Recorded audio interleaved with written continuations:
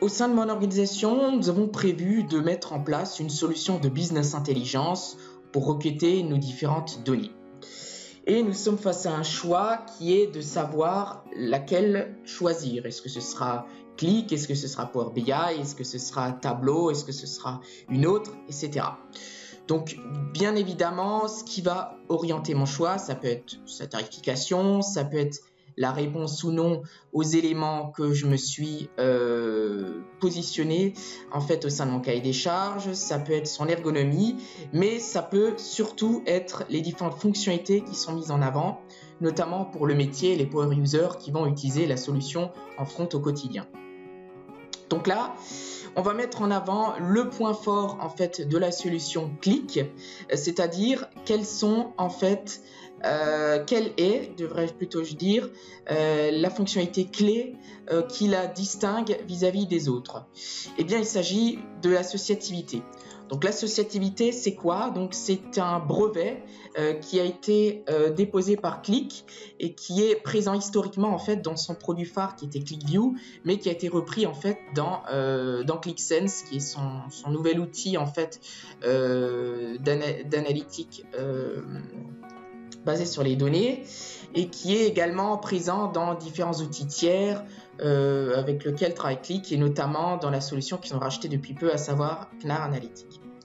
Alors l'associativité, c'est quoi en fait? C'est un moteur qui va permettre d'interroger à la volée des données, donc sur les différentes tables de mon modèle de données, et qui vont les faire réagir entre elles de manière indépendante.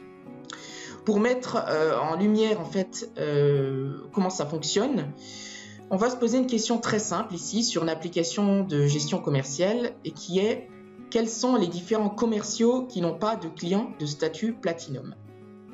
Donc ici, j'ai deux champs principaux en fait dans ma base de données, le statut du client, donc Silver, Gold et Platinum, ainsi que ici les différents commerciaux.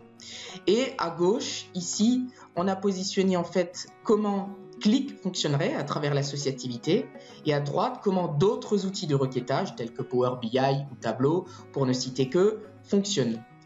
Donc ici, on va par exemple fonctionner sur un principe de sélection, c'est-à-dire qu'ici, je veux m'intéresser au Platinum en le sélectionnant et je vois déjà en fait que Qlik met en lumière ses sélections, ses réponses et ses non-réponses à travers un code couleur. Le vert correspondant aux sélections que j'ai effectuées, donc ici, je veux porter mon attention sur le Platinum. Le gris clair, ça va correspondre à ce que je pourrais également sélectionner. C'est ce qu'on appelle les sélections alternatives. Donc, je pourrais, en plus du Platinum, porter mon attention sur le statut Silver et le Gold.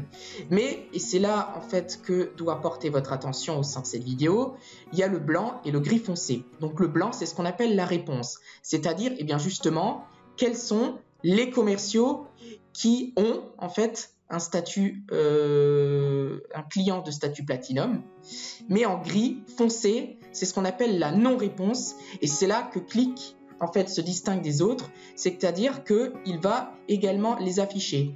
Là où on le voit en fait sur d'autres outils de requêtage, bien souvent en fonction de mes différentes requêtes, je vais voir en fait ce qui correspond, mais je n'aurai pas d'aperçu en fait sur ce qui ne correspond pas en fait à mes requêtes.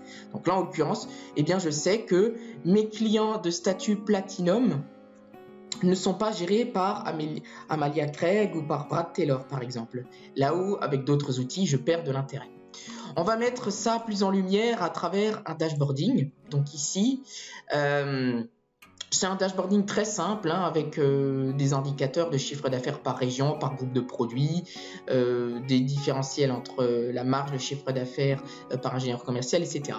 Et là déjà, je vais en fait faire un certain nombre de sélections dans mes indicateurs. Je vais prendre certains groupes de produits. Et déjà, je vois qu'en fonction de mes sélections, je vois que les autres tableaux réagissent, les autres graphiques réagissent du fait de l'associativité et de l'interconnexion entre eux. Donc là, j'ai pris un certain nombre de groupes de produits. Je vais en plus aller sélectionner quelques ingénieurs, voilà, à travers un système de lasso. Et je vais aller sélectionner une région qui va être le nord. Voilà. et je vais encore rentrer plus dans le détail en choisissant un groupe de produits. Donc déjà là, j'ai fait des sélections qui sont matérialisées en haut par les filtres. On voit toujours la gestion des couleurs hein, avec le vert, ce qui a été sélectionné, le gris clair, ce qui aurait également pu être sélectionné, et le gris foncé, ce qui ne l'est pas. Et déjà là, je vais dorénavant avoir la possibilité dans le champ correspondant au client, eh bien, rapidement de voir eh bien, que sur le produit, le groupe de produits de Delhi, sur la région North Central, pour les commerciaux Cathy Clinton, je sais que les seuls clients que j'ai facturés sont One Star et Satyam. Et je sais rapidement quels sont les clients que je n'ai pas facturés. Et donc là, l'intérêt en fait de Qlik, c'est de rapidement mettre en lumière ces différents éléments. Donc, on le sait pertinemment que pour les utilisateurs qui sont déjà en fait en possession de Qlik, que ce soit QlikView, QlikSense et qui l'utilisent depuis un certain temps, ça tombe rapidement en fait sous le sens. Il y a une habitude qui se crée dans l'utilisation en fait de ces différents réflexes qui vont plus être basés sur la requête mais sur la découverte des données. Alors que concernant les utilisateurs qui viennent de faire l'acquisition en fait du produit, eh bien on va rapidement s'apercevoir que le retour sur investissement il est très rapide puisque les prises de décision vont être réellement en fait basées sur ce principe d'associativité, et donc c'est pour ça que à travers cette vidéo nous souhaitions vous mettre en lumière la réelle portée en fait de ce principe. Encore une fois, et pour terminer, on va ici différencier le modèle associatif de Qlik et les outils de requêtage standard à travers d'autres champs. Donc là, encore une fois, si je vais sélectionner le Platinum et que je vais prendre les régions d'Est et de Nord, donc on voit rapidement en fait en haut que je vais rapidement pouvoir faire la différence sur les segments, sur les clients ou sur les produits en fait en fonction des sélections que j'ai faites. Là où en bas en fait avec les autres outils il y a une réelle perte d'intérêt. Bien évidemment ce n'est pas le seul point fort de Qlik, il y en a d'autres à travers l'ouverture comme les mashups, la possibilité d'exporter en fait ces objets Qlik sur des pages web et de les faire communiquer à travers des API, des WebSockets, la communauté de développeurs qui gravitent autour et qui développent des extensions.